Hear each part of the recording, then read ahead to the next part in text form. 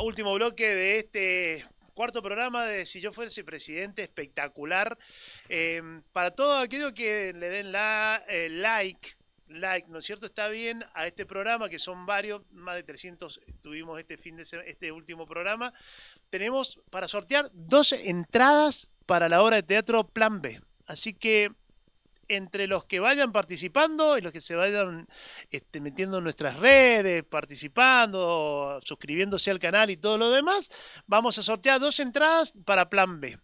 Pero una vez dicho esto, vamos a presentar a nuestro invitado. Está con nosotros el diputado provincial por el Partido Verde, Emanuel Fugasoto. Emma, ¿cómo estás? Buen día, ¿Cómo bienvenido. estás, hermano? Un gusto poder estar acá, la verdad. Mirá que bien que me queda el Mirá sillón. mirá cómo te queda. Estoy hecho. Mirá si vos fueras presidente, mirá cómo te No, queda. ¿sabes qué? No, ¿viste? Vamos. Bueno, bienvenido, ¿Por digo. qué no? A ¿Por qué soñar un no? poco, mirá cómo me invitas a soñar ahí. Es así, digo, en esta nueva modalidad de comunicación que tenemos a partir de las redes, bueno, hemos generado este espacio de poder empezar a escuchar y a hablar de política con todos. Eso es lo bueno. Eso es lo bueno, hay que hablar con todo el mundo. Después hay que Sí, ver con quién se tiene afinidad, que esa es la así cuestión más es. difícil. Pero viste que hoy creo que las cosas después se van a ir decantando por su propio peso y nos van a poner seguramente de un lado yo y no pasa por cuestionamientos más profundos que habían en algún momento. Porque, ¿te acuerdas cuando habría posibilidades de frentes electorales, habría proyecto, programa, el plan de gobierno, el plan de lo que presentaba? Hoy eso quedó como si fuese otra cosa. No, como si no fuera necesario un plan ¿Viste? para gobernar, Claro. básicamente. Bueno, es un problema, es un problema. Nosotros estamos en realidad ahora en un trabajo, arrancamos justamente la semana que viene, que te voy a invitar, Dale. con la presentación de un libro donde planteamos, lo ha hecho Manu Verdaguer, que es uno de los dirigentes del partido, que habla de la necesaria restauración ambiental y desde ahí cómo se descuelgan todas las propuestas o todo lo que sería el plan ambiental del Partido Verde, ¿viste? Pensando en la posibilidad de ser gobierno. Estamos en ese desafío de siempre ir un poquito, ¿viste? A contramano de la corriente y de empezar a pensar un poco más qué se puede hacer en Mendoza, porque si no, ¿viste? Parece una discusión muy chiquita, muy de kiosco, de carguitos y todo lo demás, y acá hay una cuestión más profunda, si no te pasa lo que le pasó a la Unión Mendocina. Claro, bueno, ahí vamos.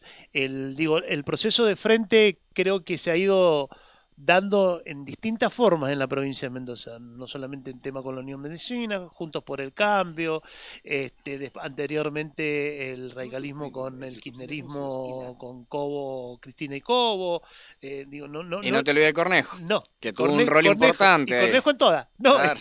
no solamente en ese, sino en todas, Sí, sí, todos sí. los De ahí procesos para adelante, de ahí para adelante Cornejo ha sido un actor principal en el armado, sobre todo de frentes electorales y la posibilidad, a ver, lo que le permitió seguir teniendo el poder en estos últimos años, a excepción de esos 2 mandatos del peronismo, del Celso Jaque y de Pérez.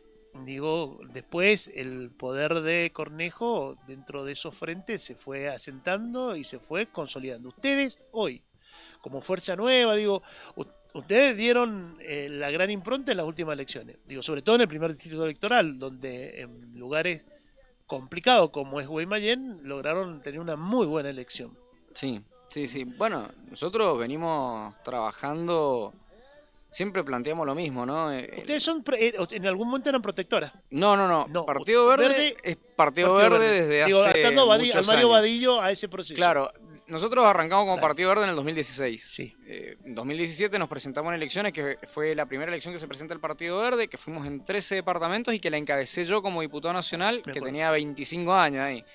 Y después de eso pasamos por armados frentistas, donde estuvimos justamente siempre enfrente de los modelos más liberales, obviamente. En su momento fue Macri, después ahora obviamente somos muy críticos del gobierno de Milei, pero en el 2020 en pandemia, obviamente eso fue un quiebre. Debería haber sido un quiebre que realmente nos enseñara algo y nos dejara un caminito un poco más eh, difícil de transitar porque había que construir una nueva sociedad, ¿no? Entonces era un caminito complejo que arrancaba ya bastante difuso en una cuestión de que no sabíamos qué nos traía la pandemia, pero ahí nos empezamos a encontrar con el Mario y con otros actores más, en los cuales coincidíamos que uno de los graves problemas que estábamos teniendo hoy día era la debacle ambiental o la derrota del ambiente ante la avanzada del hiperconsumismo, que es la nueva cara del capitalismo, ¿no? El capitalismo se ha camuflado detrás del hiperconsumismo, esto de todo el tiempo te falta algo y te lo dice tu teléfono cuando te metes a la red, te lo dice la tele, te lo dice la radio, te lo dice la propia sociedad que te mira mejor o peor de acuerdo a las zapatillas que tengas. Bueno, todas estas cuestiones llevaron a que tuviéramos un quiebre importante y que en ese momento empezamos con una discusión de decir, che, estamos trabajando, viviendo y pensando sin darnos cuenta de lo que pasa. Nos hemos transformado en máquina de producir, donde ya no tenés tiempo de compartir con tu familia, con tus amigos, y encima te encerraron y de golpe no sabes cómo manejar esto. Bueno, ahí para nosotros nos da la posibilidad de crear y de pensar un espacio político que fuera más amplio, donde convergen distintos actores de distinta ideología, porque viene gente del peronismo, gente del radicalismo, gente que ha sido independiente y que le ha interesado esto, gente que ha venido de la izquierda, pero comprendió que había un modelo, digamos, o un pensamiento, o por lo menos es creo la reflexión en la que estamos siempre, y es la salida de la zona de confort para poder seguir pensando, planificando estas propuestas o este plan, de decir, hay que salir un poquito de esta cuestión de los nombres propios, de lo que pasó, de la historia, de lo que nos marca la historia, para pensar un poco el futuro, aprendiendo de eso, pero para pensar adelante. Sí, pero aparte que hay otro componente social que deja la pospandemia que todavía no se analiza,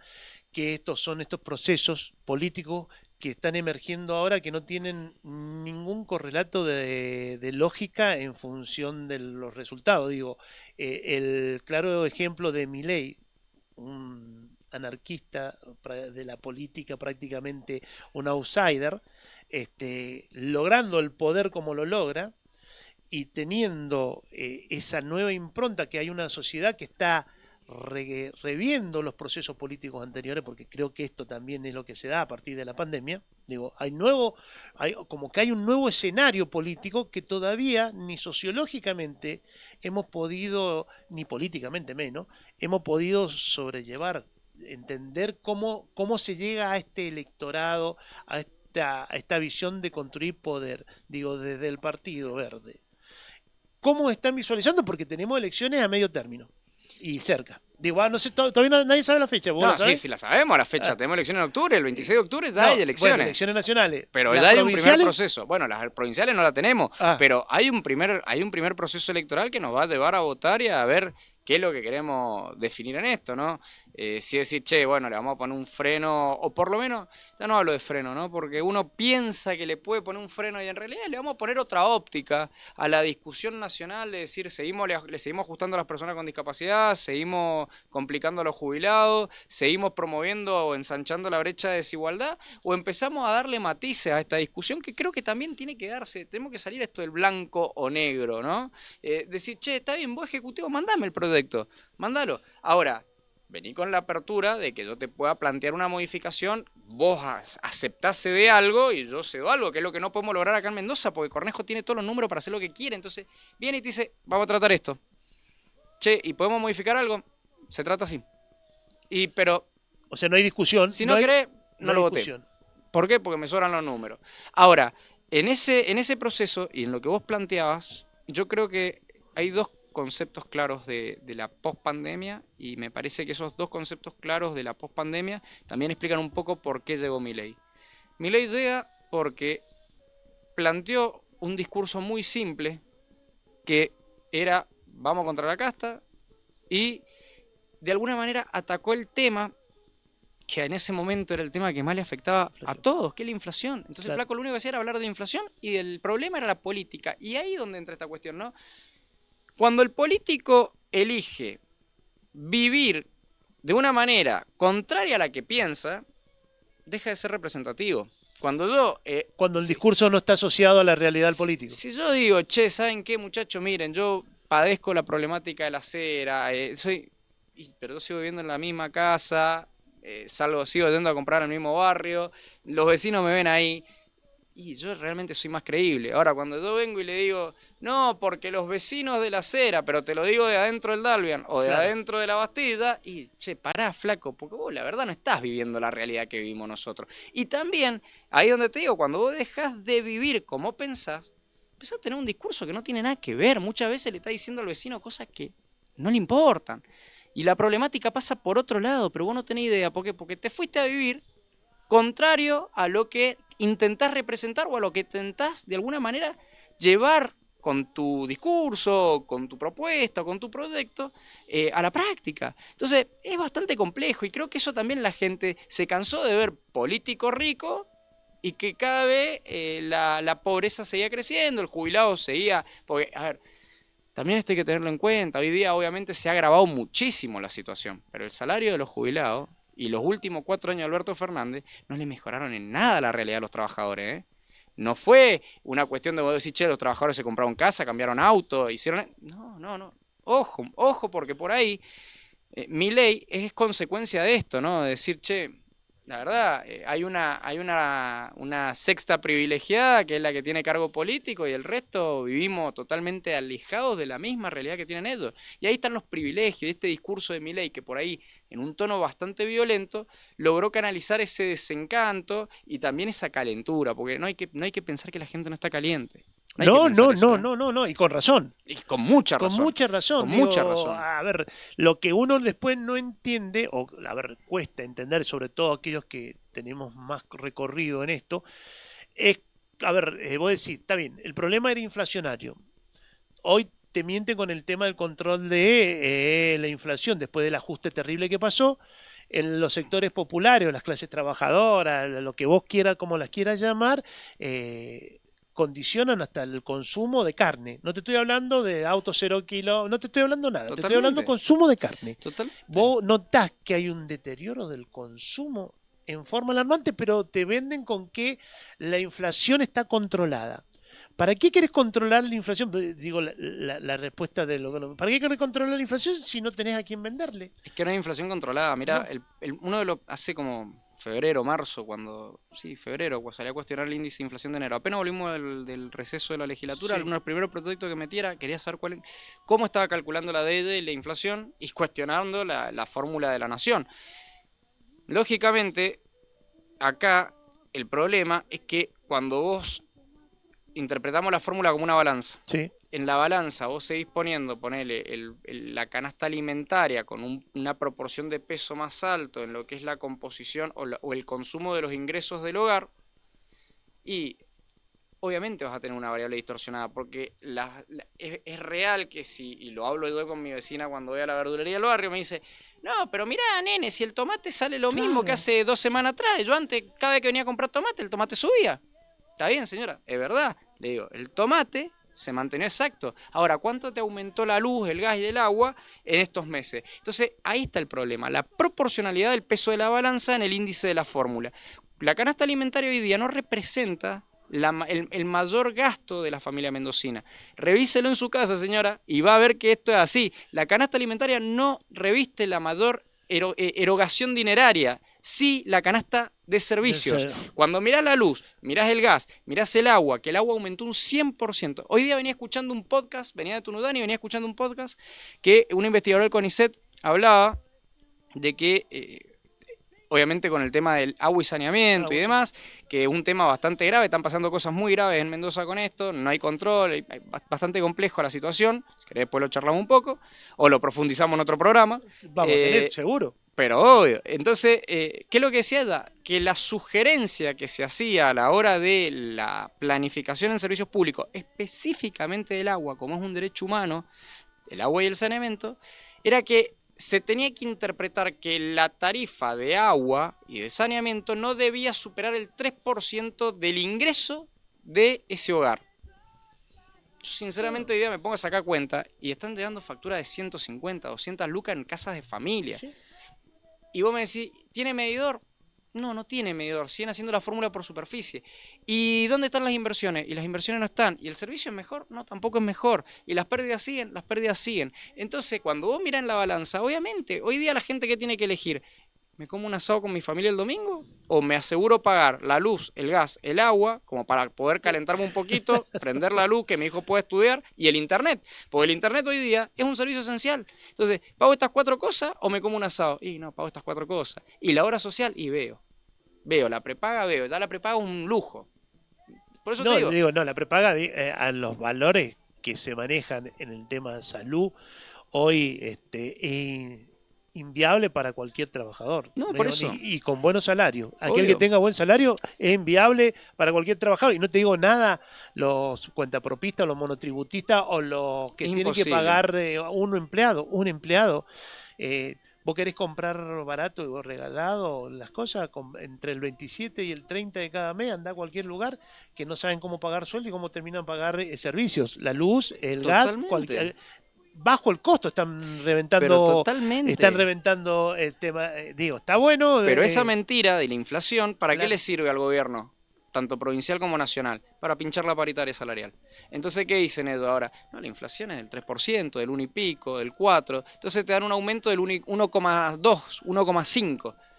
Pero es una mentira. claro. Entonces, cada vez achican más la posibilidad y el consumo interno, que otra cosa que, a ver, si nos está viendo el ministro Fadad, Peque, el consumo interno te lo hacen los empleos públicos, Claro, cuando el cobran el empleo empleo se municipal. mueve Ahí la es cuando se economía. mueve. No, no compra en Japón el empleo público, no va a Miami, No va el dólar. no No va va, el dólar. No va a las cuevas. no tiene dólares abajo del colchón el empleo público, Peque. Entonces, No. no le comas la paritaria porque estás matando al mercado mendocino, estás matando al privado mendocino. Pero aparte hay contradicciones muy profundas. Hablan de liberalismo, liberalismo, liberalismo. Agarran, cierra una cámara empresarial con un sindicato, un acuerdo paritario, y el que tendría que se cumpla el acuerdo, el Ministerio de Trabajo de la Nación, se sale del ámbito paritario y no homologa los acuerdos paritarios entre privados. Entonces, digo, una locura.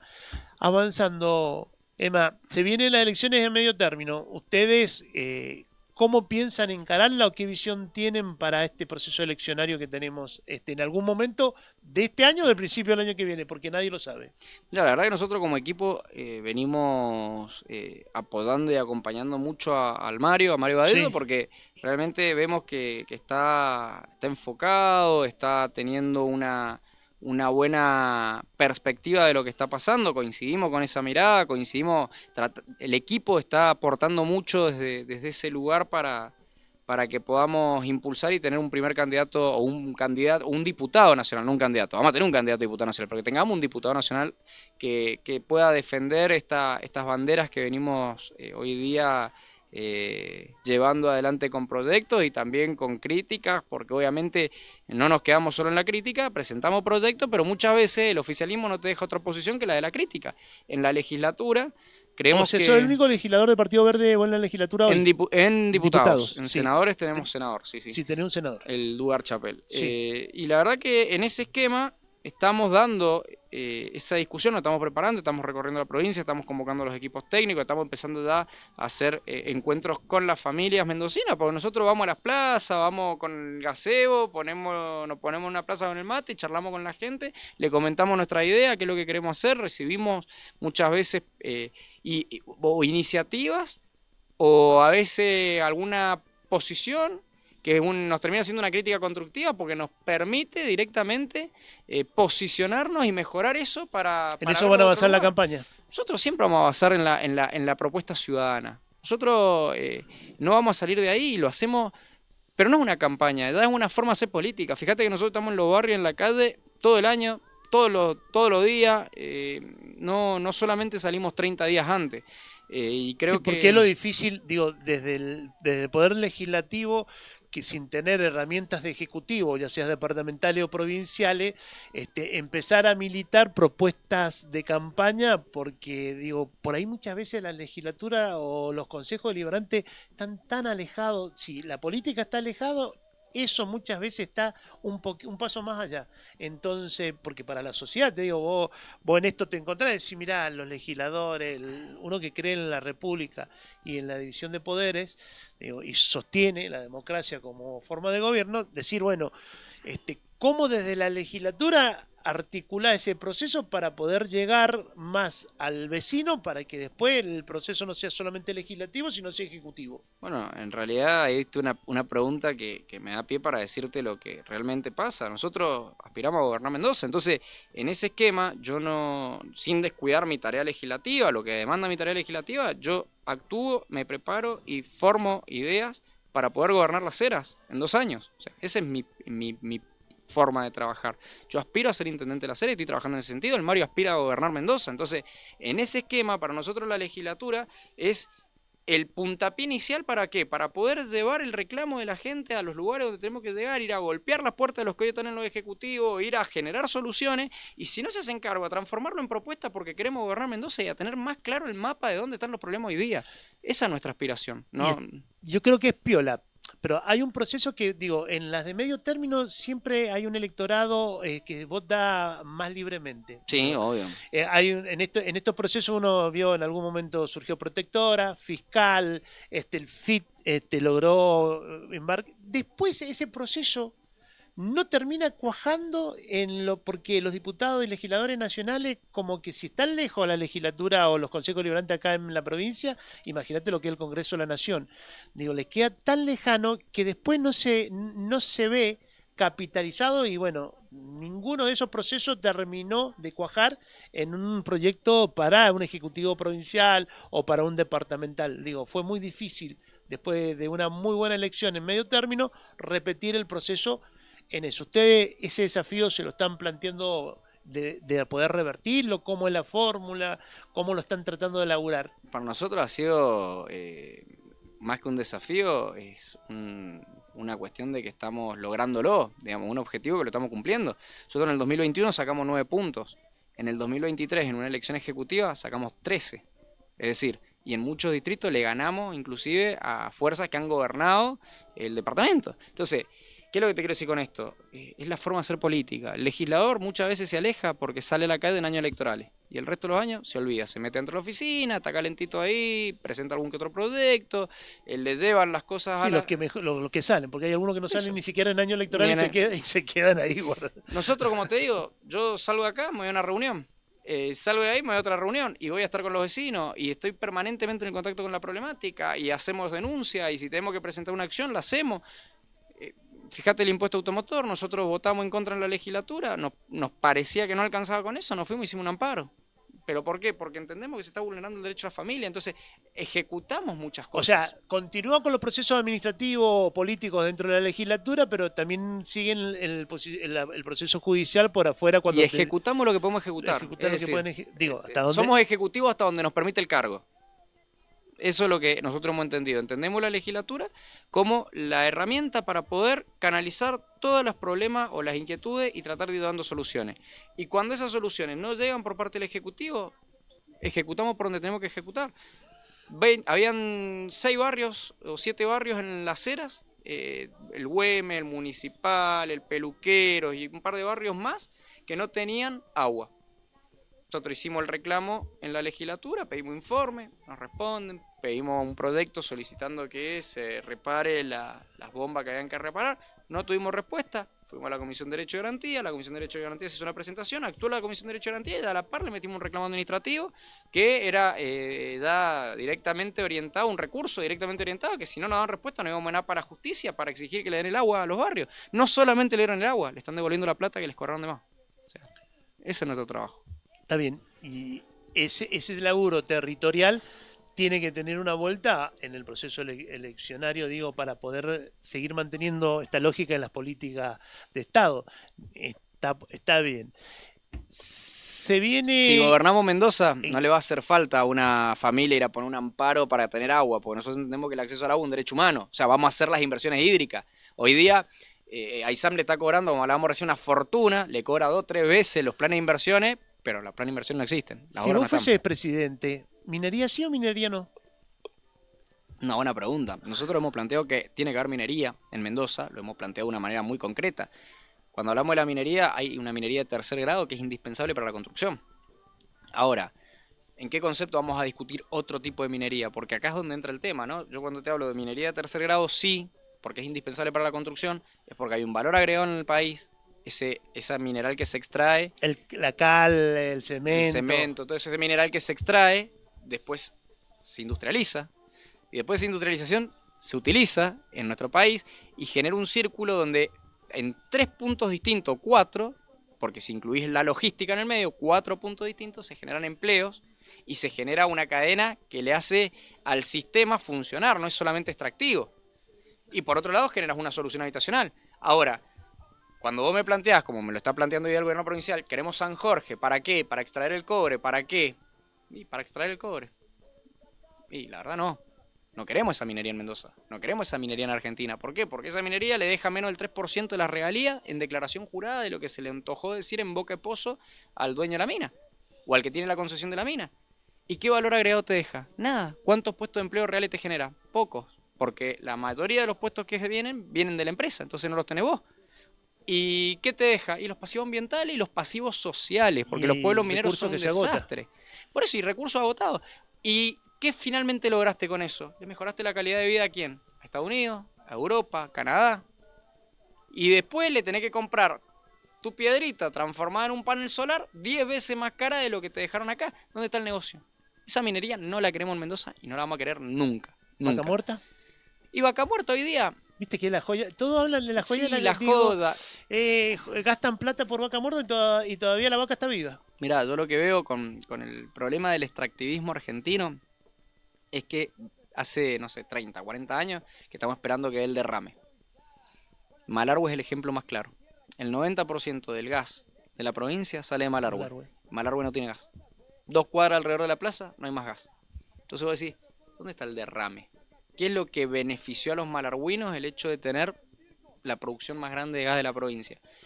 Entonces... Sí, Malargüe no es Suiza. No es lejos de ser Suiza. Hachal no es Suiza, claro. Famatina no es Suiza, Jujuy no es Suiza. Entonces, vos decís, ¿dónde está el negocio de todo esto? Entonces ahí es donde después te empezás a enterar, bueno, de los Aranguren de la vida, claro. Los muchachos que agarran, ponen la plata del Estado al servicio de 1, 2, 3 multinacionales, con la fantasía de generar empleo, con la fantasía de transformar realidades, la terminan llevándosela toda, estas 2, 3 muchachos, y después al pueblo no le quedó absolutamente nada. Entonces ese modelo extractivo está agotadísimo. Ahora, ese es el problema, ¿no? Cuando vos discutís estas cosas y le decís, che, no le estamos diciendo no a la minería, estamos diciendo que no queremos la minería en estas condiciones, no queremos esto, queremos controles reales, queremos participación ciudadana, queremos... Ah, no, soy un antiminero. No, flaco, no soy un antiminero. No quiero que el negocio sea de 2 o 3. Quiero que el negocio sea de la gente que se va a ver afectada. Porque el pasivo ambiental va a quedar igual. Por más que controlé, por más que hagas todo bien, el pasivo ambiental va a quedar igual. Entonces, flaco, o sea, no es tan difícil. Pero bueno, lamentablemente hay un pensamiento bastante corporativo que me preocupa porque lo tienen hasta las fuerzas populares en estos temas, ¿eh? Cuando vos hablas y te pones a analizar los últimos gobiernos... ¿Sabes que termina siendo un negocio? Claro, cuando vos te pones a analizar los últimos gobiernos... Ni siquiera es problema político, es un problema de negocio. No han cuestionado la raíz del problema, ninguno se ha animado, y lo digo y me banco la vuelta, ninguno se animó a cuestionar el núcleo del negocio. O sea, eso no lo tocamos nunca. Es un tema de negocio. Es un tema de negocio, ¿viste? Y ahí no importa, ¿viste? Entonces, por ahí lo digo, los fracasos de la política están en que cuando hay que enfrentarse, nosotros podemos... Y es una virtud y a su vez una debilidad, ¿no? Nosotros no aceptamos apoyos o aportes de nadie. Sponsor de campaña. Claro, no, sponsor de campaña no, porque el sponsor de campaña sale carísimo. Porque después te hace que vos dejés de trabajar para la gente y empecés a trabajar para ellos. Y aunque perdás. Aunque pierda. Entonces, nosotros sponsor de campaña no. Por eso es que estamos dispuestos a ir al 100% por las transformaciones que hay que hacer para que realmente Mendoza crezca y no que siga siendo hoy día una pyme de 2 o 3. Bueno, Manuel, yo te agradezco tu presencia. Sabés que vamos a tener otra vuelta en esto antes de las elecciones de medio término. Espero que te haya sentido cómodo. Era para hablar de política. Está muy cómodo el sillón. ¿Viste lo que es? Uno se sienta bien en el sillón de la casa rosada. Hay que buscar el de San Martín. Hay que empezar a decretar que no va a estar más Cornejo sentado en el sillón de San Martín. Vamos a trabajar para que no esté. Si tiene que estar, si por el voto popular, bueno, es porque no hemos sabido hacer las cosas para sacarle. Totalmente. Así que bueno, vamos vamos a apostar eso. Ha estado con nosotros el diputado provincial del Partido Verde, Emanuel Fugasoto. Gracias a todos por haber participado en este programa. Gracias, Gore. Como siempre, la mejor de todas, lejos. Nos estamos viendo en una semana. Seguramente en una semana vamos a tener un invitado del PJ. Porque este fin de semana tienen alguna que otra encuentrito los muchachos por ahí, así que vamos a ver cómo queda eso conformado. Del radicalismo no quiere venir nadie, no abran la boca porque están ahí los radicales que no están de acuerdo con el acuerdo con Milei y la posibilidad de que Petri sea el candidato a gobernador, ya están peleados. Todavía no firman el acuerdo y ya tienen discusión a 2 años, así que bueno, Tan complicado los muchachos. Buena semana para todos, gracias por estar del otro lado. Suscríbanse, denle like al programa y acuérdense que participando 2 entradas para el teatro. Chao. De pensar